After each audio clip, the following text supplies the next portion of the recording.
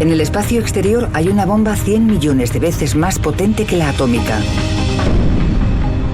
Un solo azote podría dejar a oscuras todo un continente. De la edad espacial a la edad de piedra en un instante. ¿Cuándo sucederá la siguiente? No de si desaparecerá de repente. Ya nos ha atacado antes. Y estamos de nuevo en el punto de mira.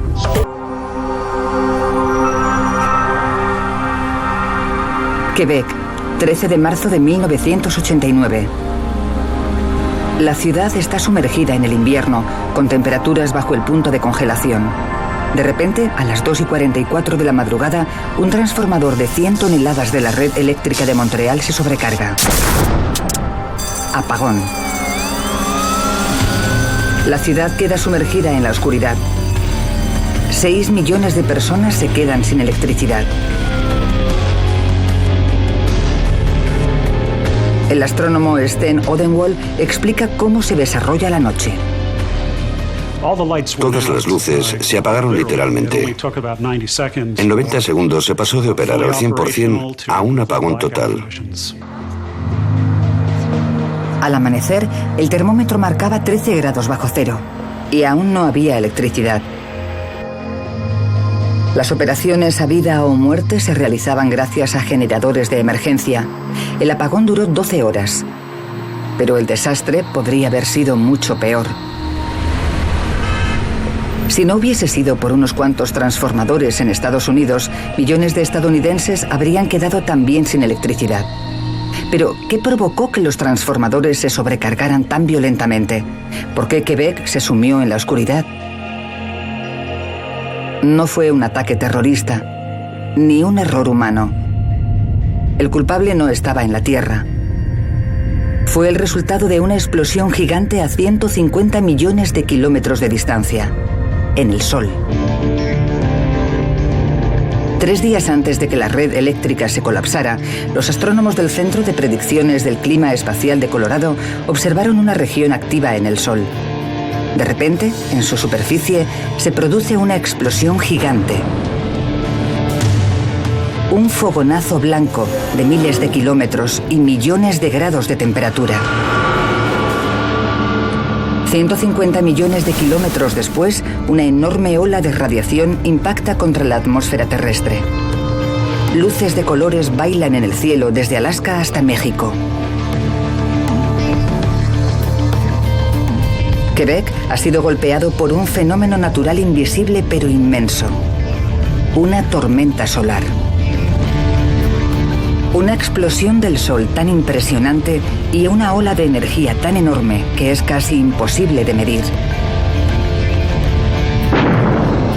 Al meteorólogo espacial Joe Canches le impresiona la intensidad de estas tormentas. Miles de millones o billones de toneladas de materia son expulsadas del Sol aproximadamente a 1 millón de kilómetros por hora. Y creo que es señal de la diferencia entre la intensidad del clima terrestre, en el que podríamos llegar a vientos de velocidades extremas de cientos de kilómetros por hora en un huracán o un tornado muy fuertes, a las del viento solar, con una velocidad de 1.600.000 kilómetros por hora. La tormenta solar, tanta suerte. El Sol es capaz de generar tormentas que podrían dejar a oscuras un continente entero. Norteamérica quedaría paralizada. Nuestras vidas son más complejas y avanzadas tecnológicamente que nunca. Pero la libertad que nos brinda la tecnología podría ser también nuestra perdición. Cuando impacta una tormenta solar, cualquier cosa relacionada con la red eléctrica es vulnerable. Pero, ¿qué provoca las tormentas solares? ¿Cómo pueden provocar tantos estragos en la Tierra? ¿Y hay alguna forma de protegernos de futuros ataques? Los científicos tienen que aclarar los misterios que rodean al Sol y descubrir la anatomía de una tormenta solar. La investigación comienza a 150 millones de kilómetros. El Sol es una bola de gas de 1,5 millones de kilómetros de ancho, principalmente hidrógeno. Es tan grande que dentro cabrían más de 1 millón de tierras y sobraría espacio. Toda la energía del Sol se genera en las profundidades de su corazón, en el núcleo. Allí hay temperaturas de hasta 27 millones de grados, miles de veces más que en los incendios forestales más extremos de la Tierra.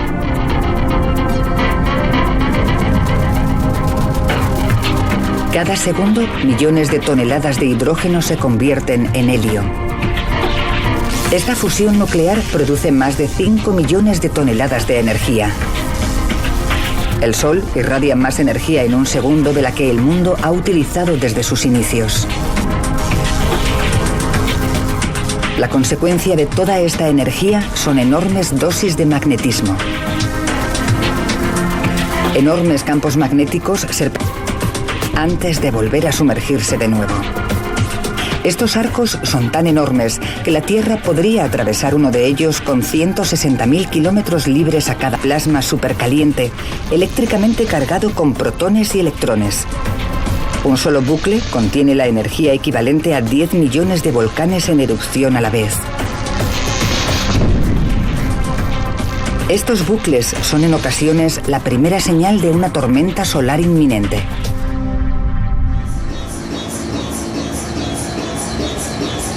El profesor Paul Bellan quiere descubrir cómo estos bucles generan una tormenta solar.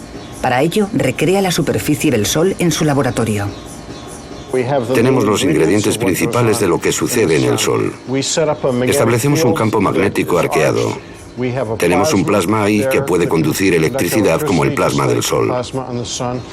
Y establecemos una corriente eléctrica a lo largo del arco como en el Sol. Con todos los ingredientes del Sol preparados, Bellan introduce una carga eléctrica al experimento. El trabajo de Bellan muestra que estos arcos son inestables. Se retuercen y estiran en todas direcciones. Cuando chocan, provocan cortocircuitos como cables cruzados. Toda su energía se libera con un estallido, un fogonazo caliente blanco, el mismo fenómeno que vemos en el Sol, una erupción solar. Es como observar la creación de un huracán. Se pueden ver los precursores de algo que podría estallar en el Sol. Hay corrientes, campos magnéticos. Las corrientes generan fuerzas y si se unen de manera adecuada son muy poderosas, lo que puede provocar que estas estructuras estallen. Las erupciones del laboratorio de Bellan liberan una pequeña cantidad de energía. Si la energía contenida en una erupción solar se liberase en la Tierra, la explosión podría arrasar ciudades enteras.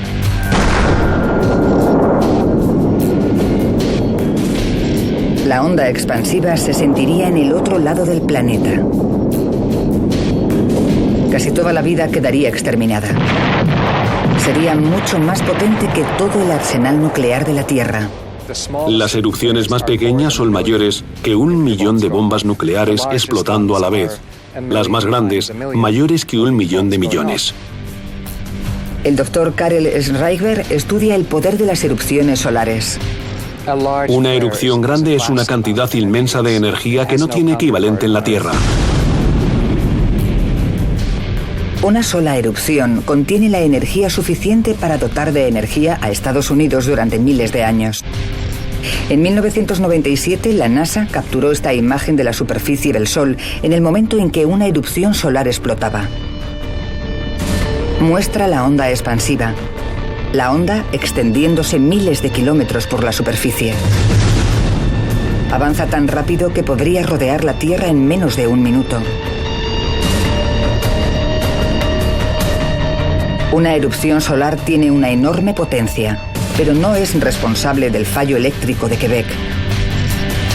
Es la primera fase de la avalancha, como el fogonazo de una pistola. En realidad, es la bala la que provoca los daños. A casi todas las erupciones solares le sucede una nube gigante de radiación. Y en su punto de mira, la Tierra. Pero las primeras víctimas están en el espacio exterior.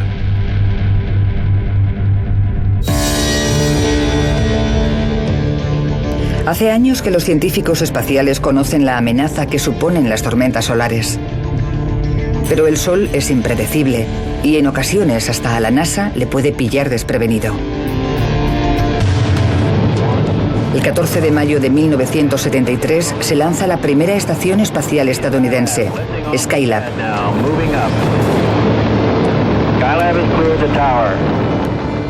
Su misión, demostrar que los humanos pueden vivir largos periodos de tiempo en el espacio y aumentar la visión de los planetas y estrellas lejanos. En total, 9 astronautas visitan la estación. La estancia más larga son 84 días. Pero Skylab está plagada de problemas mecánicos y en 1974 es abandonada por su tripulación y queda a la espera de ser reparada. En 1979, algo acaba con Skylab. Los científicos descubren que entre 1974 y 1979 el Sol emite un aluvión de erupciones solares en dirección a Skylab. Pero no son las llamas las que destrozan la estación espacial. Es lo que sigue.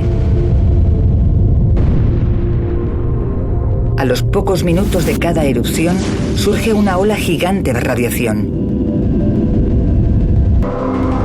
La ola viaja a la velocidad de la luz y choca violentamente con la capa superior de la atmósfera terrestre, que se calienta y se expande. La atmósfera hinchada envuelve el Skylab. La estación espacial se encuentra repentinamente rodeada de aire, cuando antes no había nada más que espacio. La resistencia del aire ralentiza el satélite y comienza a salirse de órbita. En julio de 1979, el Skylab se estrella contra la Tierra. Por suerte, la mayoría se consume en el viaje de regreso. Sin un empuje regular, miles de satélites podrían sufrir el mismo destino que el Skylab. La Estación Espacial Internacional de miles de millones de dólares está en peligro. Pero lo más amenazado por las tormentas solares no es nuestra tecnología. La radiación puede matar. Neil Saab de la NASA es muy consciente de los peligros a los que se enfrentan los astronautas en todas las misiones espaciales. El mayor problema es que no podemos controlar la situación. No es tan fácil como desconectar algo o enviar a alguien de vuelta a casa, sacarles de la zona. Es muy difícil para nosotros evitar los peligros una vez que están en órbita. Nadie sabe cuándo golpeará la próxima tormenta solar. Y viajan tan rápido que es imposible detectarlas a tiempo.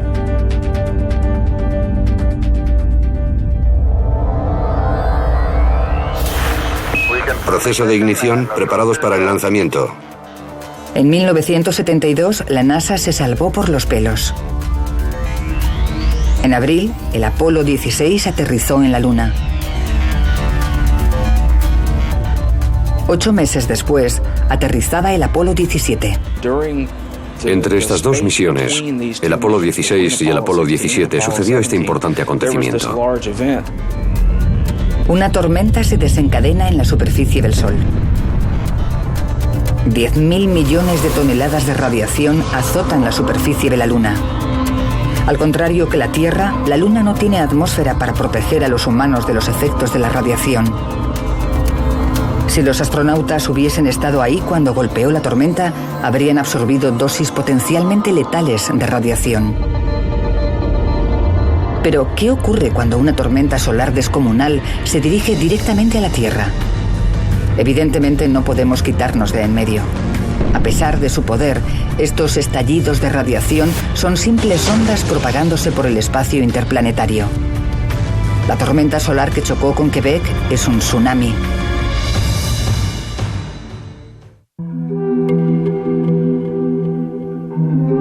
...13 de marzo de 1989... Por todo el hemisferio norte, millones de personas son testigos de un espectáculo de luces resplandecientes llamado aurora boreal. Las luces del norte. Estas chispas son señales visibles de un enfrentamiento a cientos de kilómetros de la superficie de la Tierra.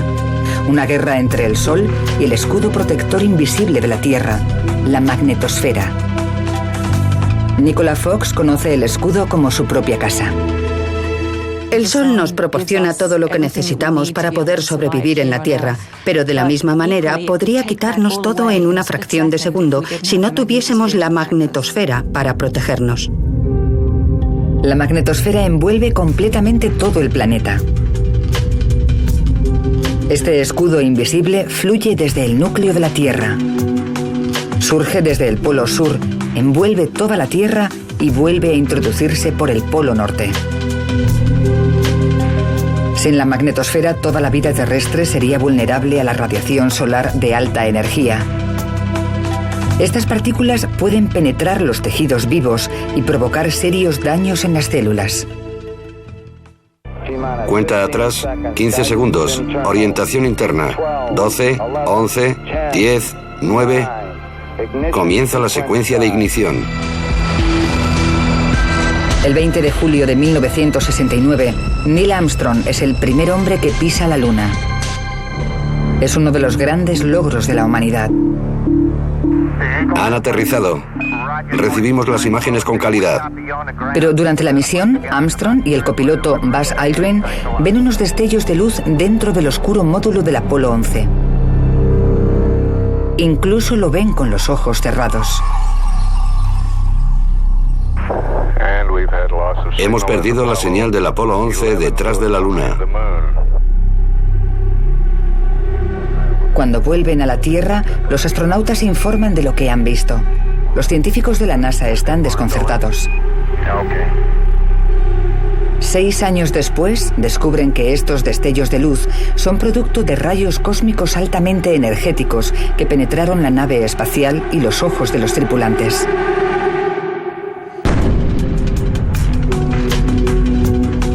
Cuando el 13 de marzo la nube radiactiva colisiona con el escudo, la mayor parte de las partículas cargadas bordean la Tierra sin peligro. Pero algo de radiación se filtra en los polos. Esta exhibición misteriosa de luces de colores se forma cuando las partículas solares chocan con los gases de la atmósfera, provocando que brillen. Cuanto más fuerte sea la tormenta, más espectaculares serán las auroras. Esta batalla a gran altura puede causar problemas a los aviones comerciales. En los polos, la atmósfera es especialmente vulnerable a grandes ráfagas de radiación. La ola de energía provoca estragos en la atmósfera superior, afecta a los sistemas GPS e impide que lleguen las señales de radio. Durante tormentas intensas, los aviones de pasajeros tienen que desviarse a altitudes menores para recuperar la comunicación con el control de tráfico aéreo. El 9 de marzo de 1989, cuando la radiación de la erupción llega a la atmósfera superior terrestre, comienza la batalla con la magnetosfera. Pero en Quebec, la electricidad sigue funcionando. 4 días después, el 13 de marzo, una segunda ola de radiación choca con la atmósfera terrestre y la aurora ofrece un espectáculo impresionante. Mientras las luces del norte bailan en el cielo, las luces de Quebec se apagan repentinamente. ¿Cómo es posible que una nube radiactiva arriba en la atmósfera apague una red eléctrica en la Tierra? Para descubrirlo, la NASA crea el satélite OSO 7. Puede dirigir una batería de telescopios de rayos ultravioleta y X al Sol. La misión permitirá a los científicos vislumbrar por primera vez un monstruo. Este punto blanco puede no ser muy impresionante, pero es la primera imagen que se captura del acontecimiento más potente de nuestro sistema solar. Se denomina eyección de masa coronal o CME. 10.000 millones de toneladas de material salen disparadas de la atmósfera solar. Una erupción enorme. Sin la protección de la magnetosfera, las partículas altamente energéticas de la explosión podrían empezar a deshacer la atmósfera. Si una erupción solar es la boca de la pistola, la CME es la bala. Los científicos no saben aún por qué las temperaturas alcanzan más de 1,5 millones de grados centígrados, casi 200 veces más caliente que la superficie. Hay turbulencias y fuerzas magnéticas más abajo en la atmósfera solar que provocan que literalmente la atmósfera exterior se apague en el espacio. Las CME son una maraña electrificada de partículas cargadas y campos magnéticos. Una bala extremadamente caliente de materia solar.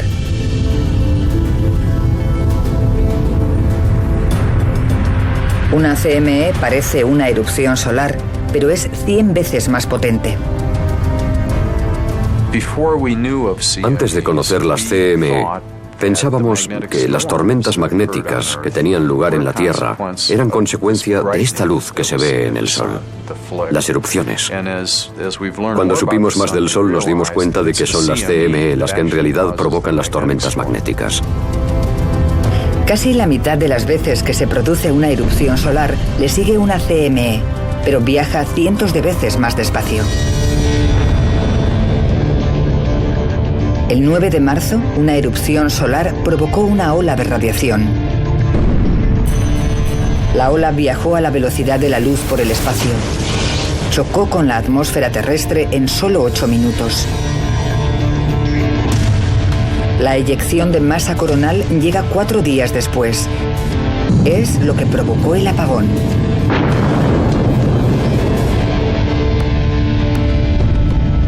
A diferencia de la erupción solar, la CME es un pulverizador de radiación. Es un aluvión. De repente, esta enorme suma de miles, cientos de miles de partículas de energía se dirige a la Tierra. La CME crea una inmensa corriente eléctrica en la ionosfera. La atmósfera exterior prácticamente chisporrotea con tanta energía. Las auroras lucen en el cielo en sitios tan al sur como Texas. Ríos de partículas cargadas fluyen por la atmósfera y provocan potentes campos magnéticos a 100 kilómetros bajo la superficie de la Tierra. De repente, sin previo aviso, una enorme corriente se introduce en la red eléctrica. La sobretensión avanza por el sistema y la red se sobrecarga. Se va la luz en Quebec. Hablamos de que miles de componentes de la red eléctrica pueden verse afectados simultáneamente y realmente no hay ninguna forma de evitar las consecuencias. El acontecimiento de Quebec fue extraño, pero no único. ¿Qué peligro estamos sufriendo? ¿Y cuándo arreciará la próxima tormenta solar? Cuando hablamos de tormentas solares, se trata de cuándo sucederá la siguiente, no de si desaparecerán de repente. Para calcular una futura amenaza, los científicos necesitan saber con qué frecuencia ha sido la Tierra atacada en el pasado. Las tormentas más calientes del sistema solar han dejado su huella en uno de los lugares más fríos de la Tierra, el Círculo Ártico. En las capas de hielo hay parte de la historia de la Tierra. El hielo guarda registros de tormentas solares de hace miles de años. Para saber con qué frecuencia golpean las tormentas, los investigadores buscan un elemento químico que generan, nitrato. Al extraer núcleos de hielo y medir el nitrato, descubrimos que los picos de mayor cantidad encajan muy bien con algunas de las tormentas recientes más intensas. Al escanear los núcleos de hielo, los científicos viajan atrás en el tiempo a una época en la que una enorme tormenta solar golpeó la Tierra. Un gran pico de nitrato revela una tormenta solar que hace que el acontecimiento de Quebec parezca un petardo. El cambio más notorio que vemos en el núcleo de hielo ocurrió en septiembre de 1859. Fue tan intenso que lo llamamos la supertormenta. Bloqueó el servicio telegráfico de Norteamérica y la mayor parte de Europa. Y también se observó en Calcuta e India a la vez. Fue un acontecimiento importante que afectó a todo el mundo y se pudo ver en casi todas partes. La tormenta de 1859 es la erupción solar más potente que ha golpeado la Tierra en 500 años. Es 3 veces más fuerte que la tormenta que provocó el apagón de Quebec. Si hubiese sucedido hoy en día, probablemente hubiese sido una catástrofe. Si pensamos en todos los servicios que dependen de la electricidad, es bastante escalofriante imaginar el impacto geográfico que habría tenido una de estas tormentas. Tras una supertormenta, la luz no vuelve al día siguiente. La mayoría de los transformadores que se utilizan en las grandes redes eléctricas se hacen a medida y se tardaría meses en repararlos. Imaginen meses sin electricidad. La red de transporte se paraliza. La economía se hunde. Sin agua corriente. Sin sanidad. La comida escasea. Proliferan las enfermedades. De la era espacial a la edad de piedra en un abrir y cerrar de ojos. Podría ser peor. El Sol no es la única estrella que genera tormentas solares. Los astrónomos se esfuerzan por ver las profundidades del espacio y observan el nacimiento de estrellas y la muerte de otras. Un descubrimiento fortuito muestra lo peligroso que puede ser el espacio. El astrofísico Eric Feigelson está investigando en las profundidades del espacio, buscando rayos X, pero lo que encuentra le deja sin palabras. En vez de encontrar lo que esperábamos, encontramos estas fuentes de rayos X que cambiaban rápidamente asociadas con estrellas jóvenes. Y sinceramente, estuvimos bastante desorientados durante algunos años. Las estrellas producen misteriosas ráfagas de rayos X gigantescos, erupciones solares de otro mundo. Así que las erupciones más fuertes que hemos visto son 10.000 veces más potentes en los rayos X que en las erupciones que hemos visto en el Sol. Cuando observamos 1000 soles jóvenes simultáneamente en la nebulosa de Orión, encontramos que normalmente erupcionan con esta magnitud 1 o 2 veces por semana. Las tormentas solares como la que golpeó Quebec pueden liberar una cantidad de energía similar a la de 1.000 millones de bombas atómicas. Las estrellas que estudia Feigelson producen erupciones 10.000 veces más potentes.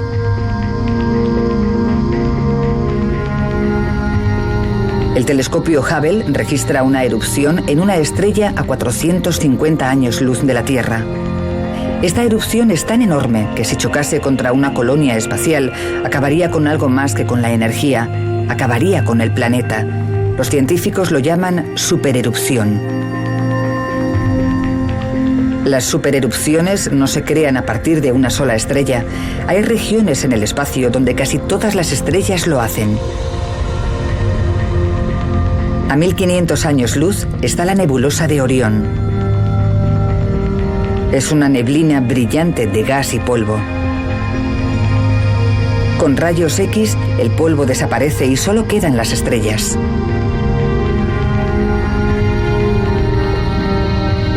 Esta película con rayos X se grabó hace 13 días. Cada pequeño destello es una erupción 1000 veces más poderosa que cualquiera producida por el Sol. Estas estrellas son como el Sol, pero mucho más jóvenes. Este grupo se formó hace 1 millón de años. Puede parecer que es mucho tiempo, pero comparado con el Sol, que tiene 4.000 millones y medio de años, son estrellas muy jóvenes. La nebulosa de Orión es donde nacen nuevas estrellas. Acabarán siendo como nuestro Sol. Ahora son como él cuando era una joven estrella. El científico espacial Gibor Basri quiere saber por qué las jóvenes estrellas generan erupciones tan grandes. Si nos fijamos en una estrella cualquiera, una estrella como el Sol, hay una relación directa entre la actividad magnética que vemos en esa estrella y lo rápido que gira. Cuanto más despacio gira la estrella, menos actividad tiene. Como el Sol, estas estrellas generan enormes cantidades de energía magnética porque su ecuador gira más rápido que los polos. Cuanto más rápido gira una estrella, más grandes son los arcos y más potentes las erupciones. Y las estrellas jóvenes giran muy rápido. El Sol da la vuelta más o menos una vez al mes. Cuando era más joven lo hacía en un par de días o unos pocos días. Así de rápida es la ralentización. Y eso significa que el Sol es mucho menos activo que entonces. Feigelson hace una descripción de un Sol que no reconoceríamos. Cuando el Sol era una estrella recién nacida de 1 millón de años, era 3 veces más grande y de color naranja rubicundo, con unas manchas que salían cada pocos días y rotaba mucho más rápido que ahora. Y los campos magnéticos, que no se verían a simple vista, pero sí con un telescopio de rayos X, eran 10 veces más grandes que la estrella, crepitando e hirviendo con explosiones. Algunos científicos opinan que si no fuera por la violencia del Sol al principio, la Tierra y los demás planetas del Sistema Solar no existirían. Hace 4,6 mil millones de años, el Sistema Solar era simplemente una nube de gas y polvo alrededor del joven Sol. Cómo se transformó en el Sistema Solar que vemos actualmente es todavía un misterio. El disco está lleno de polvo, con más o menos la consistencia del humo de un cigarro. Son partículas de polvo realmente pequeñas. Nos desorienta bastante cómo se pasó de pelusas de polvo a asteroides. Es fácil unir bolas de nieve, pero no es tan fácil unir bolas de tierra. Basri cree que el violento Sol joven ayudó a crear todos los planetas del Sistema Solar. Tormentas solares gigantescas irrumpen alrededor del disco. Las partículas de polvo se van uniendo. Con el tiempo se amalgaman y crecen. Nacen los primeros planetas embrionarios. Finalmente se forma el Sistema Solar. Y según envejece el Sol, comienza a ralentizarse. Si no se hubiera calmado, la vida en el Sistema Solar nunca se hubiera desarrollado.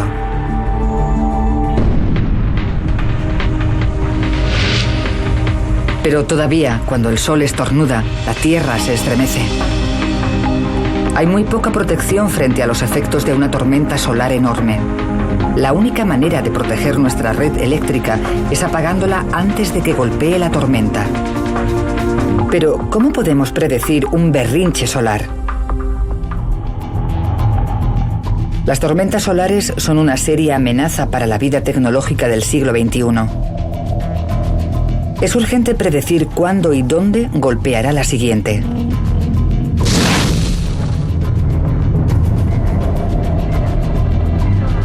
En septiembre de 2006, Japón lanza el satélite Hinode.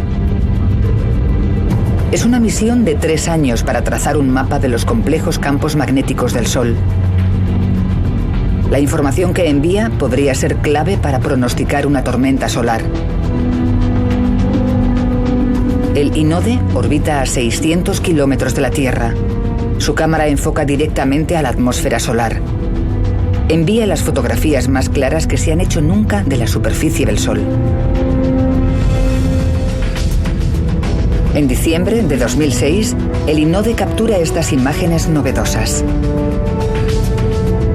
Un arco magnético se resquebraja y se produce una enorme erupción. Sale disparado al Sistema Solar a más de 1,5 millones de kilómetros por hora. Karel Schreiber utiliza datos del Hinode para crear el primer modelo computerizado de una tormenta solar antes de erupcionar. Un mapa detallado de los complejos campos magnéticos del Sol. Lo que impulsa estas erupciones solares es el campo magnético y concretamente las corrientes eléctricas que lo recorren. Por tanto, cada uno de estos cordones son en esencia una corriente eléctrica prefabricada en el interior del Sol, que estalla en la superficie donde se hace visible y está lista para generar una erupción. Cuanto más entrelazados están los campos magnéticos, más potentes son las corrientes. Schreiber repite estas corrientes eléctricas en 3 dimensiones. Si lo inclinamos, vemos de repente que estas corrientes eléctricas salen de un sitio, se elevan unos 15 o 20 mil kilómetros por encima de la superficie solar y vuelven a introducirse. El modelo muestra un río rojo de energía equivalente a 1.000 millones de bombas atómicas. Cuando erupciona, libera la energía en segundos.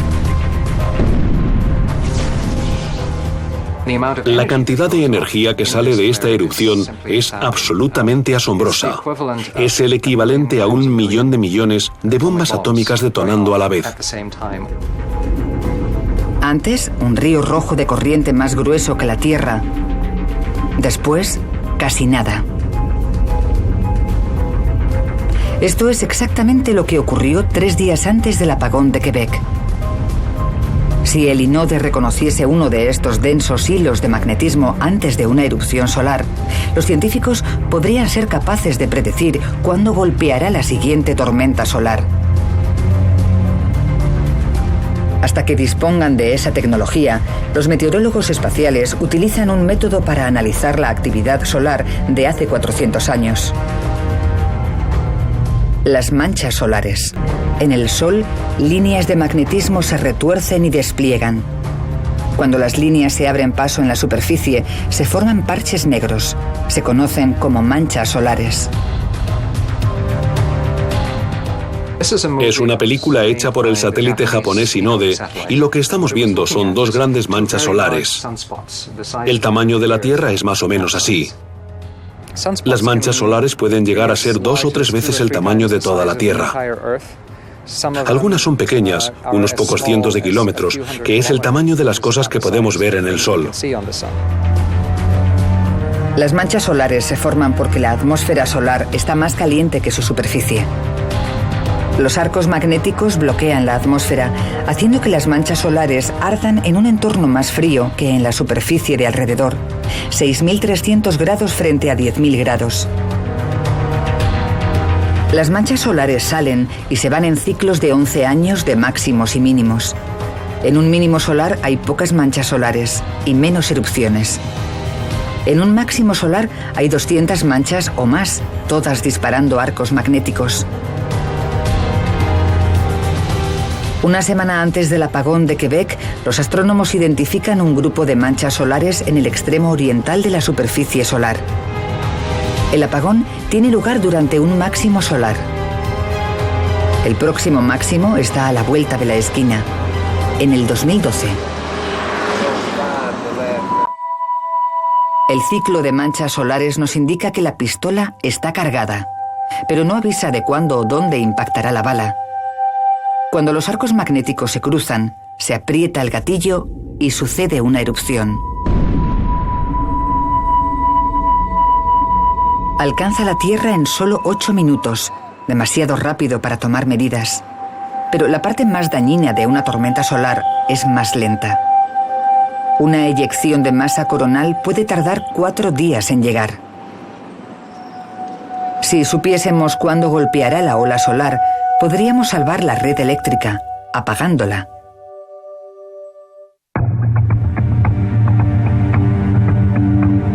En el Centro de Predicciones Meteorológicas Espaciales, los científicos vigilan muy de cerca al Sol. Están buscando cualquier aumento de la actividad, incluida la aparición de manchas solares. Pues lo que hacen los meteorólogos es analizar los datos intentando comprender lo que está haciendo el Sol ahora mismo para poder predecir su efecto en la Tierra. La tecnología de los satélites solares es joven. Solo se ha observado 3 veces un máximo solar. La previsión meteorológica espacial se encuentra en el mismo punto que la previsión meteorológica terrestre hace 50 años. Si intentases predecir un huracán sin saber nada de la velocidad del viento ni de la presión atmosférica en el ojo de la tormenta y ese tipo de cosas, sería comparable a la situación que vivimos en meteorología espacial. Podemos predecir un huracán, pero no una tormenta solar.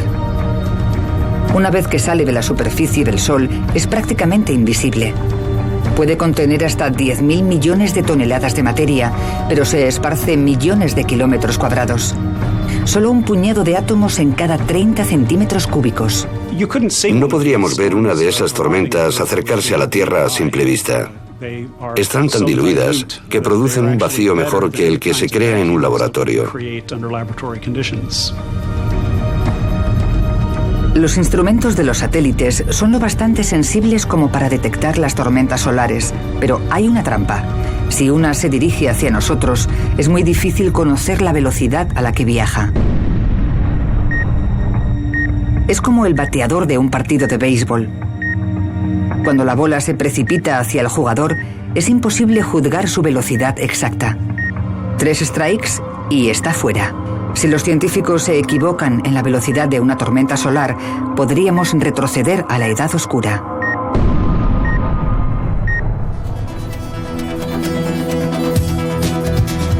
Para ayudar a resolver este callejón sin salida, en el año 2006 la NASA lanzó un satélite bifásico llamado Stereo. El estéreo es estupendo. Vamos a poder ver eyecciones de masa coronal desde perspectivas nunca antes vistas. Y lo más importante, nos permitirá observar lo que ocurre en el espacio entre el Sol y la Tierra. Después del lanzamiento, los satélites se separan. Utilicen la gravedad de la Luna para ponerse en órbita flanqueando la Tierra. Los dos satélites, prácticamente idénticos, orbitan el Sol, pero uno de ellos está ligeramente adelantado.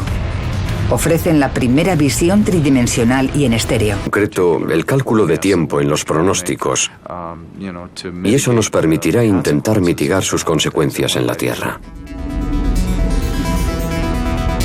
La NASA espera que la información del estéreo prolongue el tiempo de reacción, desde unas pocas horas a un par de días.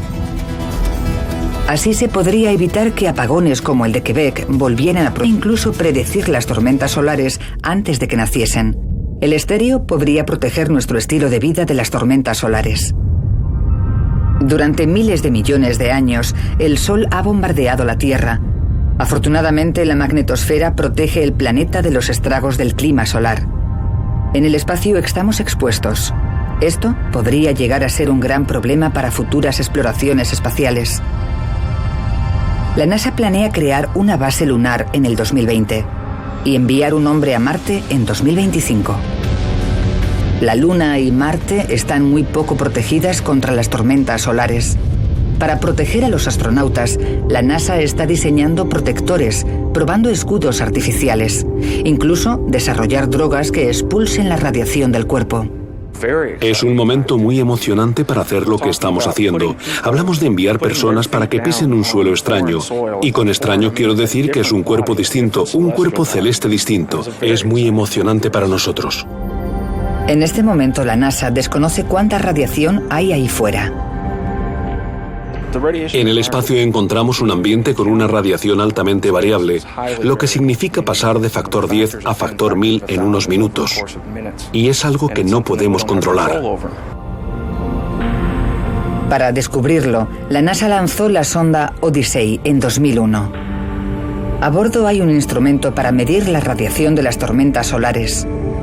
La primera CME que se encuentra lo deja frito. El acontecimiento fue de tal magnitud que estropeó el instrumento que servía para tomar las mediciones y, en cierto modo, es un buen ejemplo directo del peligro que implicaba. El Marte Odyssey demuestra lo peligrosa que puede ser la vida en el espacio exterior. Durante 2 millones de años, las tormentas solares no nos han perjudicado. Hace menos de 2 siglos que utilizamos la electricidad y nos hemos quemado los dedos. Nadie sabe con exactitud cuándo golpeará la próxima tormenta solar. Solo quedan 3 años para el máximo solar y de nuevo la Tierra podría estar en el punto de mira. Esperemos que esta vez no se apaguen las luces.